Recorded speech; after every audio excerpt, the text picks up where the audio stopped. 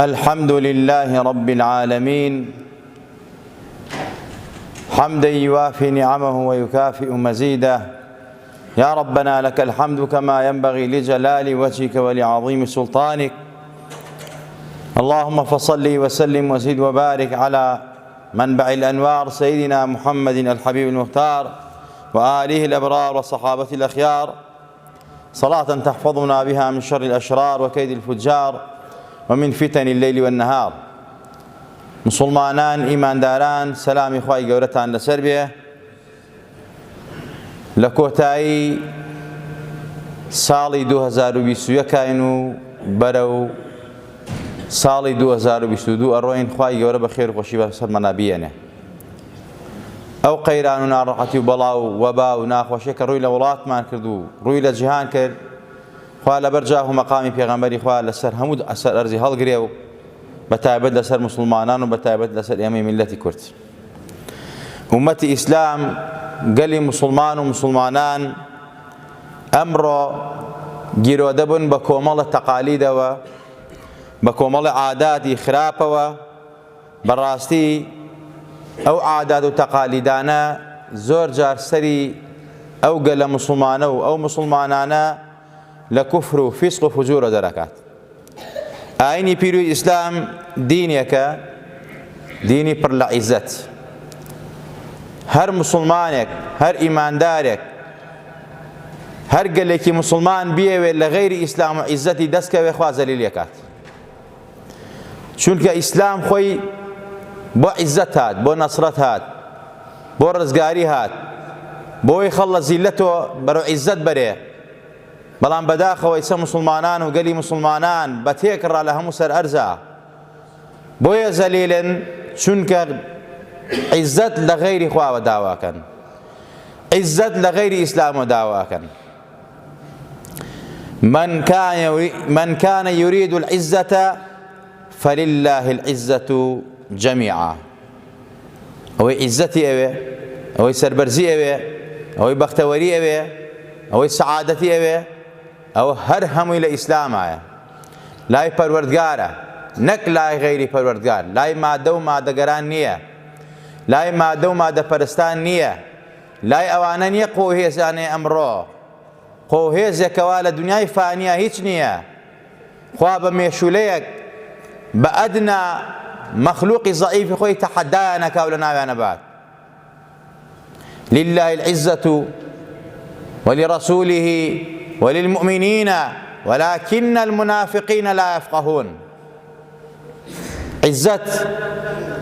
بۆ خوا و دینی خوا و پێغەمبەرەکەی و مسلمانانە و لە غەیری ئەوانە عزت دەست ناکەوێ و نابێت. کەواتە ئێمەی مسلمان و ئیماندار و گەلی مسلمانان ئەمڕۆ کە زەلیلن، عیزەت لە غەیری مسلمان داواکەن، لە غەیری ئیسلام داواکەن، بە حسابی خۆیان یانە خۆشبەختی بەدەست بێنن بە تەقلیدی کوێرانەی یەهود و گاور و کافر و مشریک و نەیار و ناحەزانی ئیسلام. بەڵام ئەم تەشبیهە، ئەم مماسەلە و لێکچوونە، ئەم شوێنکەوتنەی گاور و جوولەکە، ئەمە جگە لەوەی کەوا لە دنیادا خۆت ڕسواکەی، خۆت ئەکەی بە کۆی لێ ئەوان زەلیلی بەردەستیان. چونکە قورئانە فەرمێ وەلەن تەرضا عنکە اليهود ولا النصارى حتى تتبع ملتهم. قەت گاور و جوولەکە لە ئێوە ڕازی نابن، حتا شوێنیان نەکەون و نەبن بە گاور و جوولەکە. کە بوون بە گاور و جوولەکە، زانیان ئیتر ئێوە دینتان گۆڕیوە، ئەخلاقتان گۆڕیوە، واستان لە ئیسلام هێناوە بە عیزەتی کردن. ئەو ئیسلامی کەوا لە ساسانی و کستاکان ڕزگاری کردن، ئەو ئیسلامی کەوا عیزەتی و ئەم گەلەدا، عیزەتی بە مسلمانانەدا، عیزەتی بە هەموو گەلێکدا، ئەوەیان ئەوێ هەموو گەلان شوێن ئەوان کەون. جا خۆشەویستان، لە عەقیدا، لە باوەڕا، لە ئەخلاقا ئەبێت تۆ بووی بە یەهودی، ببی بە گاور، ببی بە جوولەکە، ئەو ساوازت لێدێن. ئەی ناوازت لێ نایەنن، هەر ڕۆژێ گرفت و کێشەیەک بۆ دروستەکەن. قورئانە فەرمێت ئەوەی کەوا لە غەیری ئیسلام و عیزەت داوەکە، ئەوەی لە غەیری ئیسلام و ئیمان و باوەڕی تەواوە عیزەت داوەکە، ڕێچکەیەت و ڕێبازەتر هەڵگرێت، دوای ڕێچکە و ڕێبازەتر بکەوێ، دڵنیابن بەدبەختە بێت. وأن هذا صراطي مستقيما فاتبعوه ولا تتبعوا السبل فتفرق بكم عن سبيله ذلكم وصاكم به لعلكم تتقون. قورآن تەوسێمان بۆ ئەکات، فەرمانی خوایە، پێغەمبەر گەیاندوێتی سەڵات و سەلامی لەسەر بێ کە بەڕاستی هەڕەشەی توندمان لێکا کە ئێمە غەیری ئەم بەرنامە جوانەی ئیسلام، ئەم ڕێچکە و ڕێبازەی پێغەمبەر و سەحابەی پێغەمبەری خوا نابێت دوای ڕێبازی تر بکەوین. ئەگەر دوای ڕێبازی تر بکەوین بەڕاستی گیر و گرفتمان بۆ دروستە بێ، ئاژاوەمان بۆ دروستە بێ، ناڕەحەتیمان بۆ دروستە بێ، بەدبەختە بین، سەرمان لێ تێکەچێ. بۆیە مسلمانانی بەڕێز ئیمانداران، خوای تەبارەک وتەعالا فەرمێت وأن هذا صراطي مستقيما فاتبعوه. ئەمە ئیسلامە، بەرنامەی ئێوەیە، من پێی رازیم. اليوم أكملت لكم دينكم وأتممت عليكم نعمتي ورضيت لكم الإسلام دينا. ئەمڕۆ دینم بۆ تەواو کردوون، نیعمەتی خۆم ڕژاندەوە بەسەرتانە، ئێوە ئەمە بەرنامەتانە، ئەمە یاساتانە، ئەمە پێغەمبەرتانە، مایە عیزەت و سەربەرز لەیران، نیعمەتی خۆم ڕژاندەوە بەسەرتانە، ڕازیم کە ئیسلام دینتان بێ. غەیری ئەمە تۆ هەڵبژێری دوای بەرنامەیە تر بکەوی، بەڕاستی تۆ خەسیرە دنیا والآخرە. پێغەمبەر وەیە صلی الله عليه وسلم ئەفەرمێ لە فەرمایشتێکیا کە عەبدوڵڵای کوڕی عومەر بمان باسەکات، لەو فەرمایشتێشە کە پێغەمبەری خوا صلی الله عليه وسلم ئەرزی مسلمانانەکا و مسلمانان ئاگادارەکات لە تەشبیه، لە مماسەلە، لە خۆچواندن بە غەیری مسلمان و ئیماندارانەوە، ئەفەرمێت من تەشەبەه بقەوم فهو منهم. ئەم حەدیسە عەبدوڵڵای کوڕی عومەر ڕەزا و ڕەحمەتی خوای لەسەر بێ لە پێغەمبەرەوە بمان باسەکات، حەدیسەکە ئیبن حیبان و ئەبوو داود و غەیری ئەوان ڕێوایەتیان کردووە صەحیحە، من تشبه بقوم فهو منهم. لم حديثا شخصيتي مسلمان درخات، عزتي مسلمان درخا، قولي مسلمان درخا، يعني بين مسلمان جواز بيت، مسلمان بريزة، مسلمان قورية، إيمانك بريزي كردوه، إيمانك بعزتي كردوه، كواتبك كسادي خوي بزانية، ما دم كسادي جوانا قوريه هي، كسادي جوانا بيروزي هي، خوار ريزي لي قرتوها، خوا إسلامي بوها البشاردوها، خوا فەرمێ من ڕازیم بە دینەکەتان. ئەم ئیسلامە، ئەم مسلمانە کە ئەم بەرنامەی هەڵبژاردووە کە بەرنامەی ئیسلامە، کە پێغەمبەرە فەرمێ صلی الله عليه وسلم من تشبه بقوم فهو منهم، هەر کەسێ خۆی بچوێنێ بە قەومێکەوە، بە گەلێکەوە لە غەیری مسلمان، ئەوە لەوانە، و لەوان ئەژمارەکرێت، لەوان حسێبەکرێت. ئیتر تەشبیهات زۆرە، لە ڕووی عەقیدەوە، لە ڕووی ئەخلاقەوە، لە ڕووی ئابووریەوە، لە ڕووی دنیاوە، ئەمانەی لە ئیسلامە جیاوازی هەیە. مشابهەیەک لە ڕووی عەقیدەوە کوفرە، بەڵام لە ڕووی دنیا و تەرویجی دنیایەوە کوفر نییە، بەڵکو لە ئیسلامشا دانی پیانراوە. لە ڕووی ئەخلاقیاتەوە کە ئەوان ئەخلاقیان لە زۆر شتا لایاندا و ئینحرافیان کردووە، تۆ لەوا تەشبیهیان کەی لە جلوبەرگا کە جلوبەرگێکی شەرعیان لەبەرانیە، ژنانمان، کچانمان، ئافرەتانمان، ئەمە بەڕاستی لادانی پێوە، ئینحرافی پێوەیە، ئەمە حرام و جایز نییە. بەڵام ئەگەر لە ڕووی عیلم و زانست و پێشکەوتنەوە بێ، تۆ عیلمەکان لێ وەرگرە، هیچ مشکلمانەیەکی تیان نییە. تەشبیهێک حرامە کە ئەو تەشبیهە سەری لە کوفرەوە دەرچێت، ئەو تەشبیهە بەرەو بیدعە و بەرەو کاری خراپ و بەرەو شرک و بەرەو کوفر بمان با بەڕاستی خۆشەویستان. پێغەمبەری خوا صلی الله علیه و سلم حەدیثا کەسایەتی مسلمان دەرەخا، ئەفەرمێ مسلمان زۆر گەورەیە، ئەبێ مسلمانان ئەو عیزەتەی خۆیان، ئەو ڕێزەی خۆیان لەدەست نەدەن، کە خوا ئەفەرمێت اليوم أكملت لكم دينكم وأتممت عليكم نعمتي. دین لە سەردەمی سەحابە و پێغەمبەری خوا بە جوانی و ڕێکەوپێکی هات، کەواتە ئەوەی کەوا بۆ پێغەمبەر و سەحابە هەڵگەیەنراوە بە ئێمە لایەن عولەما و زانان و عارفان و خواناسانەوە، دینێکی تەواو ڕێکەوپێکە. بەڵام ئەوەی کەوا ئەمڕۆ بە تەشبیه و بە تەقلید و بە کۆمەڵێ شت کە مشابهەیە لەگەڵ مەجووس و گاور و جوولەکانە، ئەمە بەڕاستی حرام و جائیز نییە. وبو معلوماتشتان عزت دەدەسەدەین ئەو عیزەتەی کەوا سەحابە پێغەمبەری خوا بوویان خوای تەبارەک پێدان نیعمەتی خۆی ڕژان بەسەریانە لەبەر ئەوە بوو ئەم پێغەمبەرە جوانە ئەم پێغەمبەرە نازدارە ئەم دینە جوانەی پێ ڕاگەیاندن ئەوانی بەڕێک و بەگی گەیاندیان بۆیە خوای تەبارەک لەسەر دەستی ئەوان شەرق و غەربی فەتح کرد لەسەر دەستی ئەوان نیعمەتی خۆی ڕژان بەسەر ئەم هەموو سەر ئەرزەیکەوە لە کوفر و زوڵم و ڕیبا خواردن و هەمویان نەجاتیان بوو لەبەر چی؟ لەبەر ئەوەی کەوا ئیسلامیان بە جوانی جێبەجێ کرد لەبەر خاتیەوەی عیزەتی ئەو عیزەتە خوا پێی دابوون نەیان دۆڕان ئەو عیزەتە خوا پێی بەخشی بوون بەڕاستی تەرویجیان پێدا برەویان پێدا ئەو ئیسلامە جوانە بە دینی ڕاستەقینەی خۆیان مشابە تەشبیه نەکرد بە گاور و جوولەکەوە شوێن کەوتەی ئەوان نەیەبوون خۆشەویستان بۆیە پێغەمبەری خوا صلی الله علیه وسلم لەو حەدیسە ئەفەرمێ خۆتان مەچێن بەوانەوە چونکە خۆتان بچێن بەوانەوە عیزەتتان لەدەستدا ئەبن بە کۆیلە ئەمڕۆ عالەمی ئیسلامی بۆ کۆیلەیە منفعەتی وڵاتی مسلمانان بۆ گاور و جوولەکەی خوا چونکە خۆیان لە ڕاستیە لە واقعە عیزەتێکەوە خوا بەم ئیسلامەی دابوو بەم مسلمانان دابوو ئەو مسلمانان خۆیان بە دەستی خۆیان وازیان لێهێنا پشتیان تێکرد ئەمڕۆ لە هەرچی وڵاتی مسلمانە هەیە تەقلیدی کوێرانەی گاور و جوولەکە ئەکرێت ئەم شت تەمان معجزەیەکی پێغەمبەری خوا صلی الله علیه وسلم کە پێغەمبەری خوا فەرمێت لە حەدیثێکە ئەفەرمێت لتتبعن سنن من كان قبلكم شبرا شبرا وذراعا بذراع حتى لو دخلوا جحر ضب تبعتموهم قلنا يا رسول الله اليهود والنصارى قال فمن پێغەمبەری خوا فەرمی صلی الله عليه وسلم فەرمی ئێوە بەڕاستی شوێن کافران و شوێن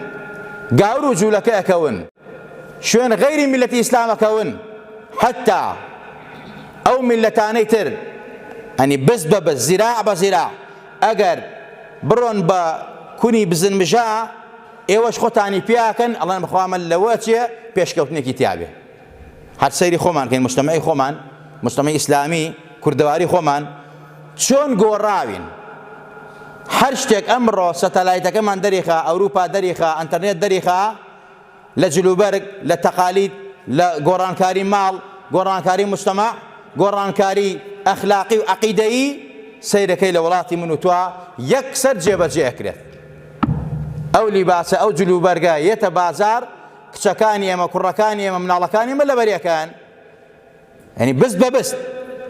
پێغەمبەری خوا صلی الله علیه و ئەمەی فەرمووە 1400 ساڵ لەمەوە پێش ئەمە معجزەی پێغەمبەری خوا صلی الله علیه وسلم وما ينطق عن الهوى إن هو إلا وحي يوحى ئەم پێغەمبەر نازدارەوەی فەرمووە صدقت يا رسول الله اللهم صل وسلم وزد وبارك عليك يا رسول الله 1000 ساڵ لەمەوە پێش ئەوتە فەرمووە بۆ مسلمانان ئیمانداران ئەوە تا ئەمڕۆ مسلمانان بە کورد و بە عەرەب و تورک و فارسەوە ئەوەی کە ئەڵێ لا إله إلا الله محمد رسول الله کۆیلەی دەستی گاور و جوولەکەیە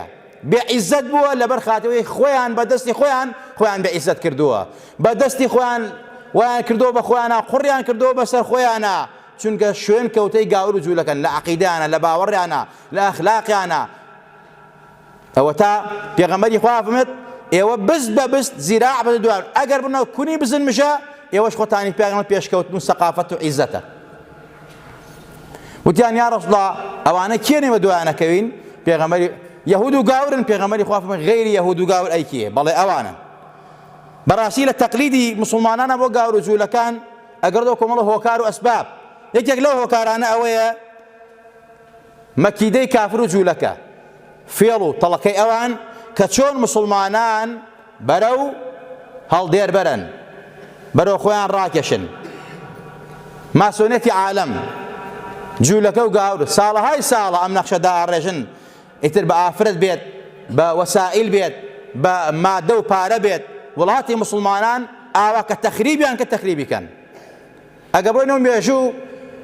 لە مێژووە کە ئاماژەی پێکراوە کە چۆن دەوڵەتی مسلمانان ڕوخێنرا دەوڵەتی عوسمانی دەوڵەتێکی ئیسلامی بوو ڕوخێنرا هۆکارەکەی چی بوو هۆکارەکەی گاور و جوولەکە چەند جار بە پارە هەوڵیاندا بستێ لە قودس بکڕن زاتێکی و سوڵتان عەبدولحەمیدی سانی ئەی فەرموو مەگەر بەسەر لاشەی منا بڕۆن، ئەوە خاکی مسلمانە، بە خوێن گیراوە بە خوێن بگیرێتەوە نەک بە پارە. بەڵام لەم دوایە بەدەسائیسی مەسەلەی هەمڤەر و محەممەدی کوڕی عەبدولوهاب و حوسەین شەریف و کۆمەڵێکەوە لە مێژووە باس کراوە کە چۆن ڕێگەیان بۆ گاور و جوولەکە خۆشکردی بێتە وڵاتی مسلمانانەوە، تەفرەقەیان خستە مسلمانان و وەکو لە کتێبی کەیفە هودیمەت خەلافە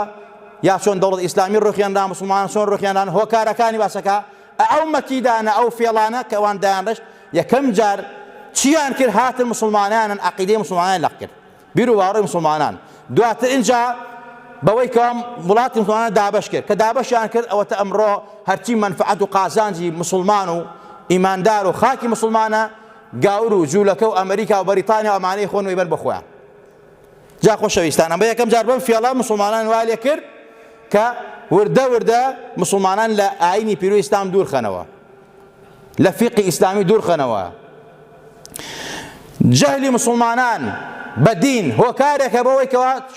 تەشبیهی ناڕەوا بکە، تەقلیدی ناڕەوا بکە. مسلمانانمان زۆربەی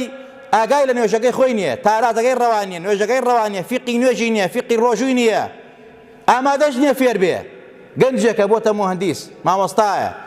پیاوێکی گەورەیە، بەڵام شارەزایی لە دین لە عەقیدەی خۆیان نییە، لە باوەڕی خۆیان نییە. بۆیە ئەمە سەرئەکێشە بۆچی؟ بۆ تەقلید. ئەو تەقلیدە بەرەو کوفر و بەرەو شیرکەی بات، بەرەو تاوان و بەرەو مەعسیەت بەرەو بیدعەی بات. بۆیە بەڕاستی خۆشەویستان پێویستە مسلمانان بگرن بۆ عیلم و بۆ زانستەی کە کاتی خۆی پێشینانی ئێمە سەلەفی ئێمە برەویان پێدا تەرویجیان پێدا مسلمانان نەفەوتیان. و هەروەها لاوازی مسلمانان لە ڕووی مادی و معنەویوە کە لاواز کرا وەکو لە پێشوو ئاماژەم پێ کرد. ئەمە هۆکارە بەوەی کەوا مسلمانان ئینهیار بکەن، مسلمانان بدۆڕن، مسلمانان زەلیل بن، مسلمانان تووشی تەقلید بن. و هەروەها فێڵ و فرتی منافقەکان ئەوانەی کە یەقولونە بئەفواهیم ما لەیسە فی قولوبهم بەدەم ئیمانیانەیە بەحسا بەڵام منافقینە مسلمانەکانن، منافقن بە زاهیر خۆیان بە مسلمان نەزان بەڵام لەگەڵ گاور و جوولەکە و نەیار و ناعەزان نەدەستیان تێکەڵ کردووە، جارە لە دین دەدەن، جارە لە ئەخلاق دەدەن، جارە بەرنامەی خراپت بۆ داڕێژن، بەرنامەی خراپ بۆ گەنجان دائەنێن، بەرنامەی خراپیان بۆ ئەکەنەوە، سرنجیان بەرەو شوێنی تر ڕاکێشن، لە ئیسلامیان دوورەخەنەوە. ئەمە هۆکاری ئەوەیە کە مسلمانان تووشی ئەو تەقلیدە بێ. خۆشەویستان بۆیە مسلمان و ئیماندار بیەوێ ئەو عیزەتەی دەستکەوێتەوە ئەوێ بەڕاستی بگەڕێتەوە بە ئیسلام. جا خۆشەویستان سەری ساڵ یادی سەری ساڵ عید میلاد حەزرەتی عیسا پێغەمبەرێکی خوا بووە. ئێمە ئیمامان بە هەموو پێغەمبەران هەیە. خوای تەبارەکە پێمان ئەفەرمێت لا نفرق بین ئەحەدیهم، ئێمە فەرق و جیاوازی لە نێوانیان ناکەین. حەزرەتی عیسایە، حەزرەتی موسایە، حەزرەتی داودە، حەزرەتی شوعەیبە، حەزرەتی نوحە، لە ئادەمەوە تا خاتەم هەموویان ئەڵێن پێغەمبەری خوان. بەڵام ئەوەیش کەوا فەزلێک لە نێوانانە هەیە خوا ئەفەرمێت فەزلی هەندێکمان داوەز هەندێکە. پێغەمبەری ئێمە ئولول عەزمە، پێغەمبەری ئێمە خاتەمی و پێغەمبەرانە، لە هەموویان گەورەترە، ئەمە خوا گەورەی کردووە، دەسەڵاتی کەسی تیان نییە. ئەینا هەموو پێغەمبەرن و ئێمە ئیمان پیانە، ئیمانمان بە کتێبەکانانێ، چونکە یەکێک لە ئەسڵی ئیمانی ئێمە باوەڕبوونە بە کتێبەکانیان، باوەڕبوونەوە پێغەمبەران. حەزرەتی عیسا سەلامی خوای لەسەر بێ کە بەو شێوازەی کە لە قورئان ئاماژە بێکرا دایک بووە ئێمە ئیمانمان پێیەتی بە پێغەمبەری خوای ئەزانین. بەوەی نازانین کە ئەمڕۆ بەناو غەیری دینەوە ئەوانەی کە شوێن کەوتەی ئەوەن مەسەلەی کوفرەکەن، شیرکەکەن، تاوانەکەن، مەسەلە ئەڵێن کوڕی خوایە، تەسلیسەکەن، ئەمە کوفرە، ئێمە لەبا لەگەڵیانین. ئەو عید میلادەی ئەو سەری ساڵی کەوا حەفلە و پارێکی زۆری بۆ سەرفەکرێت لە وڵاتی مسلمانانە، لە وڵاتی ئیماندارانە، حتا مەسیحیەکان خۆیان نایکەن، مەسیحیەکان خۆیان بەو شێوازە نایکەن. بەڵام ئەمانە ئەمڕۆ کە ئەکرێت لە وڵاتی مسلمانانە، لە دوبەیە، لە قەتەرە، حتا لەو سعودەی کە یادی مەولودی پێ حرامە، بەڵام تازە بە تازە فتوای لەسەری داوە کە یادی سەری ساڵ بکرێت، حەفلە و پارەی وەسەر کردووە، بوجەی بەتەرخان کردووە. ئەمە تەشبیهی کوێرانەیە، ئەمە تەقلیدی کوێرانەیە، ئەمە حرامە. خۆشەویستان ئەی ناوەکو پیرۆزباییکردن، نەک پیرۆزبایی تەسلیس، نەک بڵێ هەی مەسیحیەکە کە تۆ ئەڵێی عیسا کوڕی خوایە و مەریەم نازانم چی خوایە، ئەمە کوفرەوە نە. بەڵام وەک ئەوەی کەوا دراوسێتە، وەک ئەوەی کەوا لە وڵاتەکەتایە تۆ وەکو پیرۆزبایی نا بڵێ پیرۆزبایی جەژنی مەسیحی لێ یەکەم، بەڵام پیرۆزبایی لە دایکبوونی حەزرەتی ئیسا یەک مشکلەی تیا نییە، عولەما فتوایان داوە و تۆ نابێ کارێکی بکەی کابرای مەسیحی مەسەلەی وا لێ بکەی کە بە دوژمن سەیرت کا یا بە دوژمن سەیریکەی، چونکە قورئان ئەفەرمێت، قورئان ئاماژەی بەوە کردووە کە ئێمە لەگەڵ ئەوانەی کەوا مسلمانین، ئەوانەی کەوا ئیماندارنین، دراوسێمانن، ئەهلی شەڕ نین، ئەهلی ئاژاوە نین، ئێمە باش بین لەگەڵیانە، ئێمە خراپ نەبین لەگەڵیانە، چونکە خوا ئەفەرمێت لا ينهاكم الله عن الذين لم يقاتلوكم في الدين ولم يخرجوكم في دياركم أن تبروهم وتقسطوا إليهم إن الله يحب المقسطين. وبيغمبر إخوة فرمي صلى الله عليه وسلم ئێوە لەگەڵ دراوسەکانتانە باش بن مەهما کان کابرا جوولەکەش بێ، کابرا مەسیحیش بێت، پێغەمبەر خۆی وا چاک بووە. ئەمە قورئانە فەرمێت بە پێغەمبەر بە مسلمانان ئێوە بەڕاستی چاکە بن، عادل بن، دادپەروەر بن لەگەڵ ئەوانەی کەوا شەڕتان لەگەڵ ناکەن لەسەر دینەکەتان، نایان بەگشتانە لەسەر دینەکەتان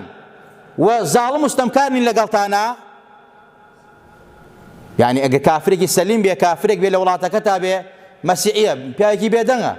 لەوچە قازانجی بۆت هەبێ بۆ وڵاتەکەش دەبێت، ئەمە تۆ ئەتوانی لە خۆشی و ناخۆشیە بەشداری بکەیت، پیرۆزبایی لێ بکەیت، وەکو عولەمای ئەزهەر، عولەمای شام هەمووی فتوایان لەسەر داوە، بەڵام نەک لە تەسلیسەکە لەواکە بڵێ دراوسێمە لە وڵاتی مسلمانە ئاژی قورئان پێمە فەرمێت وەقولوا للناس حوسنا، ئێوە باشە بە خەڵکی بڵێن، وجادلوا بالتي أحسن، ئەمە منعمان لێ نەکراوە، بەڵام منعمان لێ کراوە لە حەفلەی سەری ساڵ، اختیلاتی حرام، لە تاوان، لە شرک، لە کوفر، لەوەی کە ئەوان کە ئەمڕۆ بەناو ئەوان و بە ناو مسلمانان ئاکرێت، ئەمە حرام و جائز نییە. کابرا تعلیقە داڵێ کابرا بۆچێ بۆ عومرە 9 وەرەقە سەرفەکە، یا ئەمڕۆ ئەمساڵ ئەوەنە پارە حاجیان سەرفیان کردو، عومرەکاران سەرفیان کردووە چوون بۆ عومرە، ئەگەر بدرا بە لێقەوماوانی هەولێر یا ئەوانەی کە بەر لافاو کەوتون بەر زەرەر کەوتون، وەرەقەیەکی عەمرە، فیزەیەکی عەمرە، سەردانێکی عەمرە تا 9 وەرەقی گرانەکەیەتی، بەڵام یەک بلیتی سەری ساڵ بووەتە 12 وەرەقە. دەوڵەمەندەکانی ئێمە، کوڕە دەوڵەمەندەکان و کچە دەوڵەمەندەکان و مەسئوولەکان و بەرپرسەکان پارەیە زۆر سەرفەکەن لە سەری ساڵا بۆ کوێ؟ نەک لە کوردستانیشان، بەڵکو بۆ دەرەوە، بۆ دەرەوە، لە دەرەوە بەیرا تێر ناخۆن، ئەڵان ئەڕۆین دەرەوە. ئەی جەنابی نامبارەکیان بە ئەو پارە نەدەن بە وڵاتان، بێن بیدەن بەو فەقیر و ژارەی خۆیان. ئەو کەسەی کە 9 وەرەقەدا بۆ عومرە ئەڕوا بۆ عومرەکەی، ئەوە لەوەچە چەند جار هاوکاری هەژار و فەقیری کردبێت، ئەو مەبلەغە پارەی ناو ئەو مسلمانانە کۆ بووە بۆ فەقیر و هەژاری هەولێر و لێقەوماوانی هەولێر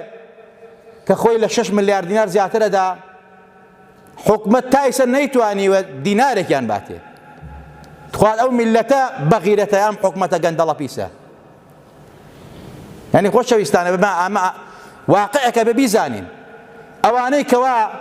ئەهلی هەوا ئارەزوون، ئەهلی شەهوەتن، ئەم تعلیقەدەن،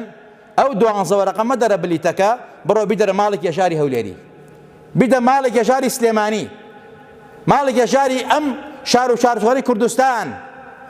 ئەوەی کە لێ قۆمیوە،